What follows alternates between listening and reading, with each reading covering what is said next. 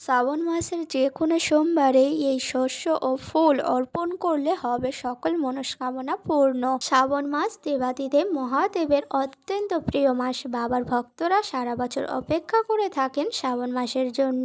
বছরের মাসের মধ্যে শ্রাবণ মাস ও সপ্তাহে দিনগুলির মধ্যে সোমবার দিনটি শিব ঠাকুরের দিন। মনে করা হয় শ্রাবণ মাসের সোমবারে ভক্তি ও নিষ্ঠা সহকারে দেবাদিদেব মহাদেবের পুজো করলে বাবা তার ভক্তদের ডাকে সাড়া না দিয়ে পারেন না এবং তাদের সকল মনস্কামনা পূর্ণ করেন তিনি। কিন্তু অনেকেই জানেন না এই শ্রাবণ মাসের যে কোনো সোমবারে এই ফুল ও শস্য অর্পণ করলে হবে সকল মনস্কামনা পূর্ণ। আজ এই বিষয় নিয়েই আলোচনা করব, তাই বন্ধুরা আপনাদের কাছে একটাই অনুরোধ, ভিডিওটি সম্পূর্ণ দেখবেন। এই বছর অর্থাৎ 17ই জুলাই থেকে 17ই আগস্ট পর্যন্ত চলবে শ্রাবণ মাস। শ্রাবণ মাসে আমরা পাবো 4টি সোমবার: 6ই শ্রাবণ, 13ই শ্রাবণ, 20ই শ্রাবণ ও 27শে শ্রাবণ। তাই বন্ধুরা শ্রাবণ মাসের যে কোনো সোমবারে দেবাদিদেব মহাদেবের পুজো করুন। চলুন বন্ধুরা আসা যাক এবার মূল পর্বে। আমরা প্রত্যেকেই জানি যে দেবাদিদেব মহাদেব খুব অল্পতেই সন্তুষ্ট হয়ে থাকেন। তার পুজোতে খুব বেশি সামগ্রীর প্রয়োজন হয় না।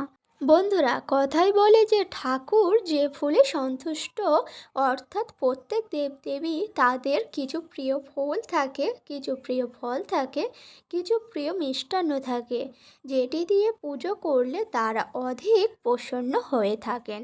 তাহলে শিব ঠাকুরের পুজোর ক্ষেত্রেও তার প্রিয় ভোগ নিবেদন করাই উচিত এবং তার প্রিয় ফুল সেটিও নিবেদন করবেন। আর অবশ্যই যেটি নিবেদন করা উচিত সেটি হচ্ছে বেলপত্র। আপনারা হাজার একটা জিনিস জোগাড় করে নিন, কিন্তু আপনাদের পুজোর থালাতে বেলপত্র না থাকলে তাহলে দেবাদিদেব মহাদেব কোনোভাবেই প্রসন্ন হবে না। শিব ঠাকুরের একটি বেলপাতাতেও সন্তুষ্ট হয়ে থাকেন। তবে বেলপাতা অর্পণের আগে কিন্তু অবশ্যই দেখে নেবেন যেন বেলপাতাটা ছেঁড়া ফাটা না থাকে। কোনো ক্ষত জিনিস কখনোই শিবলিঙ্গে দেবেন না। সর্বদাই অক্ষত বা গোটা জিনিসটা অর্পণ করার চেষ্টা করবেন। এই শ্রাবণ মাসে বেলপাতা তো অবশ্যই অর্পণ করবেন, তার সাথে কিন্তু দেবেন গঙ্গা জল। পৌরাণিক কথা অনুযায়ী সমুদ্র মন্থনে ঘটনা ঘটেছিল। সমুদ্র উদ্ধারিত হলাহল বীজ থেকে গোটা ধরিত্রীকে উদ্ধার করেছিলেন স্বয়ং দেবাদিদেব মহাদেব। নিজের কণ্ঠে ধারণ করেছিলেন সেই বিষ। বিষের প্রভাবে মহাদেবের গলা নীল হয়ে গিয়েছিল। এই কারণেই মহাদেবের অপর নাম নীলকণ্ঠ। বিষের তীব্রতা ন্যাস করার জন্য স্বর্গের দেবতারা শিবের মাথায় গঙ্গা জল ঢালতে থাকেন। সেই কারণে শ্রাবণ মাসে শিবের মাথায় গঙ্গার জল প্রদান করা হয়। আর তাতেও যখন তিনি ঠান্ডা হচ্ছিলেন না, তখন শিবলিঙ্গে অর্পণ করা হয় বেলপাতা। তাই বন্ধুরা শ্রাবণ মাসে কিন্তু কিছু থাক আর না থাক, শিবলিঙ্গে কিন্তু গঙ্গা জল ও বেলপাতা অবশ্যই কিন্তু অর্পণ করবেন।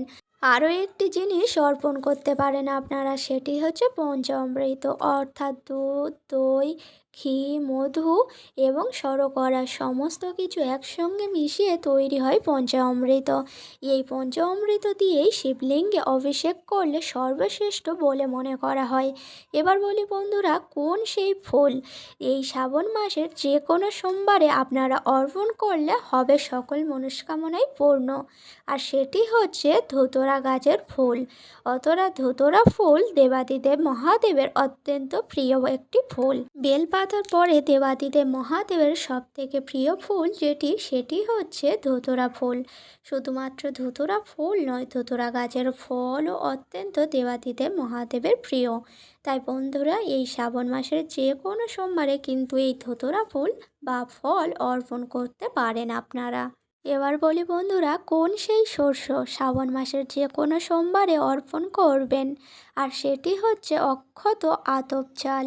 এই অক্ষত আতপ চাল কিন্তু ভাঙা যেন না থাকে, আর ভালো করে ধুয়ে নেবেন, তারপরেই কিন্তু শিবলিঙ্গে অর্পণ করবেন।